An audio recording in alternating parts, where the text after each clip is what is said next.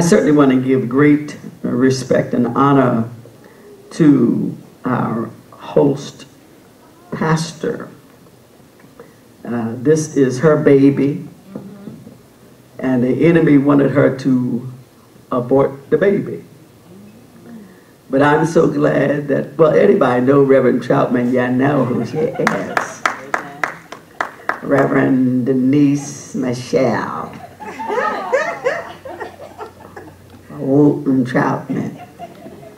Only person in the nation with that many names. The only person. She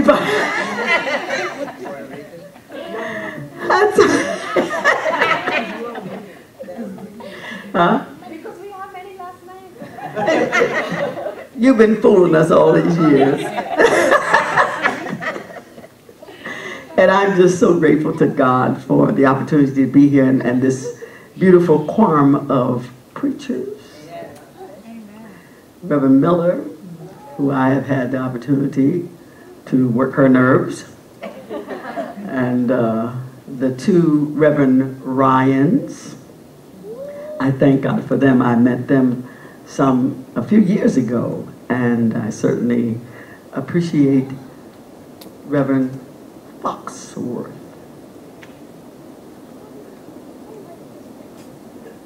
You can tell us your real name.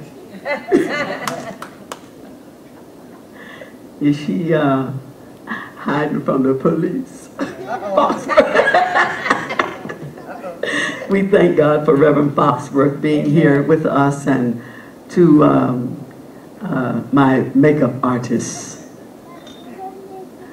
the evangelist Bridget. What's her last name?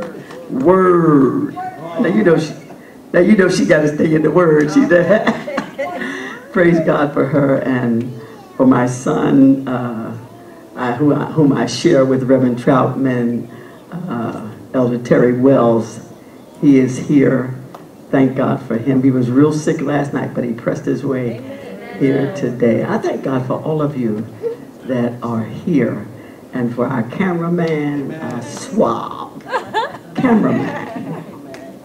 We just thank God for what he is doing and for the determination that you had to come to the house of the Lord today. There are some things that are going to be moved out of our way because we came in spite of. And we should keep it a secret from the folks that didn't come say, well, you should have been there. You just should have been there. Because everybody asked me, how did it turn? Child, you should have been there. The only other thing we needed to do was grow suction cups on our hands and feet and walk on the ceiling. You should have been there. Then the next time they'll be here. Praise God. All right, I've already been told who's the timekeeper. This little lady. Oh my goodness, this little lady right here. She is something else, isn't she? I said, all right, how much time do you want me to have? Well, I would really, I know that Reverend Troutman, is giving everyone an hour, but I really would like to give you 45 minutes, because see, I've already experienced your ministry. I'd like to give you 45 minutes, because I know, by the time you do the 45 minutes, it's going to be another like 15 minutes. I'll give you about like an hour and 8 minutes. I said, oh, she bad. So, but I'm going to fool you today. I'm going to fool you today. All right. Our theme is the love call is in the land. And we have our supporting scriptures, which you had on your flyer. And you will know whether I'm preaching out of the Bible or not if you read it. You'll know if what I'm saying is in there. Like Prego. It's in there. The love call that is in the land, it didn't happen yesterday. It didn't come about last night, nor this morning.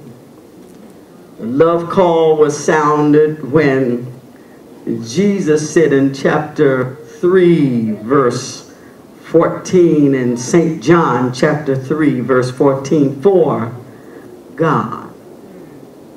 3:16. For God, see, nobody said anything. For God so loved the world that he gave his only begotten Son, that whosoever believeth in him should not perish, but have everlasting life. But yet we can afford to go a little deeper and go to Ephesians chapter 1 and verse number 11. And that tells us, in whom also we have obtained an inheritance, being predestinated according to the purpose in him worketh all things after the counsel of his will. Now, the love call was evident. We go a little deeper. The love call was evident when he said, let us make man. God actually reached into his own bosom and pulled out a man recipe. He put together some iron, some sugar, some salt, some carbon, some iodine, some phosphorus, some lime, that's what makes you green with envy, calcium, about 98 cent worth.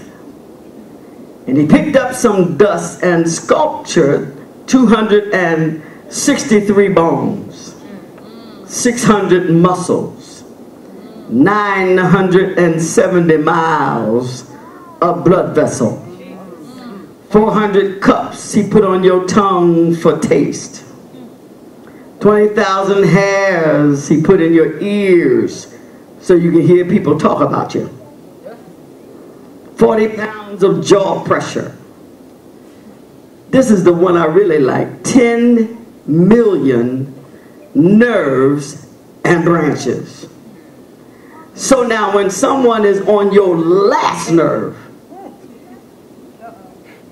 you know how many nerves they've been through to get to that last nerve, and they plucked it. Giving us 3,500 sweat glands or sweat tubes to each square inch of our skin. Aren't you glad you used our soap? Don't you wish everybody did? Or either 40 miles long. He gave us 20 million mouths to suck food as it goes through our intestines.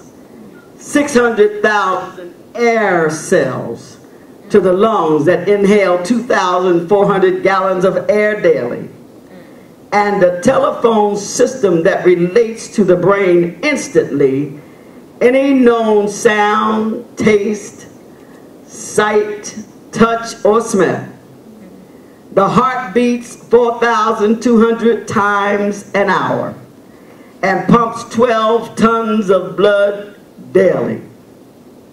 He gave man a spirit, the seat of intellect, will, and conscience, capable of divine powers only in a lesser degree.